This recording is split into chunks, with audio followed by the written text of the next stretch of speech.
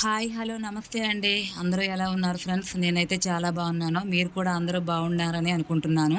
అలాగే బాగుండాలని కూడా దేవుడినైతే కోరుకుంటాను. ఎప్పుడు కూడా పూజ చేసేటప్పుడు అందరూ బాగుండాలి, అందులో నేనుండాలని నేను పూజ అయితే చేసుకుంటాను ఫ్రెండ్స్. అయితే ఇంకా ఈరోజు నా మినీ వ్లాగ్ అయితే చూపించేస్తాను మీకు. పొద్దున్నే లెగిసిన దగ్గర నుంచి ఏం పని చేస్తాం, ఏంటి అనేది చూపిస్తా. అసలైతే పొద్దున్నే లెగిసి వెంటనే పనికెళ్ళిపోతాం ఫ్రెండ్స్. మా అమ్మ అయితే వంట చేస్తుంది.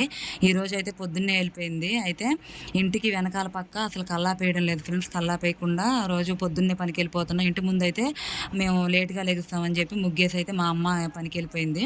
అయితే వెనకాల లెగిసిన తర్వాత ఊడ్చేసి కల్లాపేస్తున్నా. చూడండి, ఈ మధ్యన పని మీద పడిపోయి అసలు పేడ కల్లాపేయడమే మానేసాము. అందువల్ల దుబ్బ బాగా లెగుస్తుందని ఉత్తి నీళ్ళైతే చల్లుతున్నాను.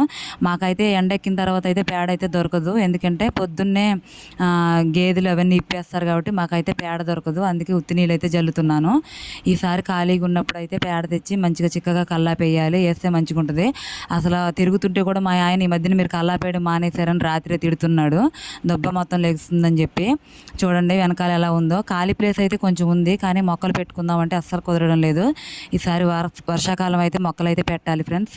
అయితే ముగ్గు అయితే చిన్నదే వేస్తున్నాను. పెద్దది వేయడానికైతే టైం అయితే లేదు. ఇంకా పూజ చేయాలి.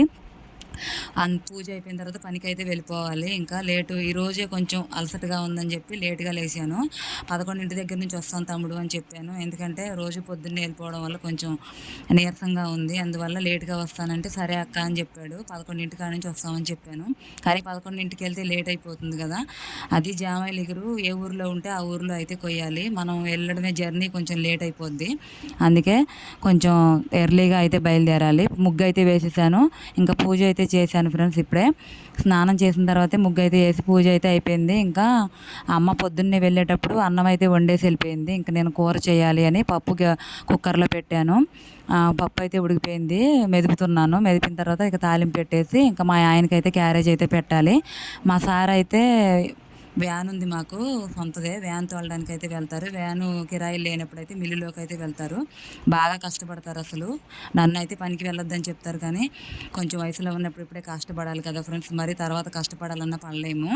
ఇంకా మాకు అన్నీ తర్వాత నెక్స్ట్ వీడియోలో అయితే చెప్తాను. నాకైతే చిన్న ఏజ్‌లోనే మ్యారేజ్ అయితే అయిపోయింది.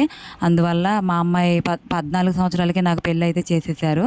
మా అమ్మాయి కూడా ఇప్పుడు నా హైట్ ఉంటుంది. నాతో పాటు అన్ని పనులు చేస్తుంది. చదువుకుంటుంది ప్రస్తుతానికైతే. ఇప్పుడు హాలిడేస్ కదా! నాతో పాటు పనికైతే తీసుకెళ్తున్నాను. ఇంకా పప్పు అయితే అయిపోయింది. క్యారేజ్ అయితే పెట్టేయాలి. పెట్టేసి క్యారేజ్ అయితే పంపించేయాలి. వీడియో ఎలా అనిపించిందో తప్పకుండా కామెంట్ అయితే చేయండి. అయితే మా అక్క వాళ్ళ అమ్మాయి రోజు పిన్ని నువ్వు షార్ట్సే పెడుతున్నావు, షార్ట్స్ కాదు లెంత్ వీడియోలు పెట్టాలని చెప్తుంది. నాకేమో పనికి వెళ్ళడం వల్ల లెంత్ వీడియోలు పెట్టడం అయితే అస్సలు కుదరడం లేదు. లాంగ్ వీడియోలు పెడితేనే నీకు యూట్యూబ్‌లో గ్రోత్ అనేది ఉంటది.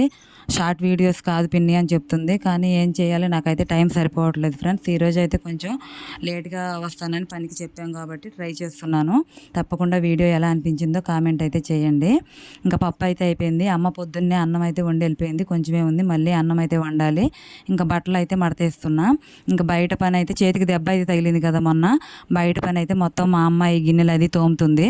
మాకు నా ఏజ్ ఎంత, మ్యారేజ్ ఎప్పుడైంది, ఇవన్నీ నెక్స్ట్ వీడియోలో అయితే తప్పకుండా చెప్తాను. ఇప్పుడిప్పుడే కదా నేను కొత్తగా యూట్యూబ్ స్టార్ట్ చేశాను. ఒక్కొక్కటి నా విషయాలన్నీ మీకు చెప్తాను తప్పకుండా. యూట్యూబ్ అనేది మన ఫ్యామిలీ లాంటిదంట. అన్ని విషయాలు షేర్ చేసుకోవాలని మా పిన్ని వాళ్ళ అమ్మ అయితే చెప్పింది రిషిత. తనైతే నాకు సపోర్ట్ అసలు.